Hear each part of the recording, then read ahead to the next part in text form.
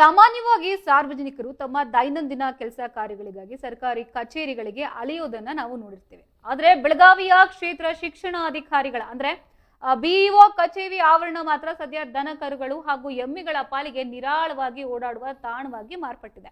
ಇನ್ನು ಕಚೇರಿಯ ಆವರಣದಲ್ಲಿ ದನ ಕರುಗಳು ಹಿಂಡಾಗಿ ಬೀಡ್ಬಿಟ್ಟಿರೋದನ್ನ ಕಂಡು ಸಾರ್ವಜನಿಕರು ಸರ್ಕಾರಿ ಶಾಲೆಗೆ ಶಿಕ್ಷಣ ಪಡೆಯೋಕೆ ವಿದ್ಯಾರ್ಥಿಗಳ ಬದಲು ಎಮ್ಮೆಗಳು ಆಗಮಿಸ್ತಾ ಇದೆಯೇ ಹೀಗಂತ ಲೇವಡಿಯನ್ನ ಮಾಡ್ತಾ ಇದ್ದಾರೆ. ಇಷ್ಟೆಲ್ಲ ಹಾವಳಿ ಇದ್ರೂ ಕೂಡ ಸಂಬಂಧಪಟ್ಟ ಅಧಿಕಾರಿಗಳು ಮಾತ್ರ ಕಣ್ಮುಚ್ಕೊಂಡು ಕೂತ್ಕೊಂಡಿದ್ದಾರೆ. ಯಾವುದೇ ಕ್ರಮವನ್ನ ಕೈಗೊಳ್ತಾ ಇಲ್ಲ, ಮೌನಕ್ಕೆ ಶರಣಾಗಿದ್ದಾರೆ.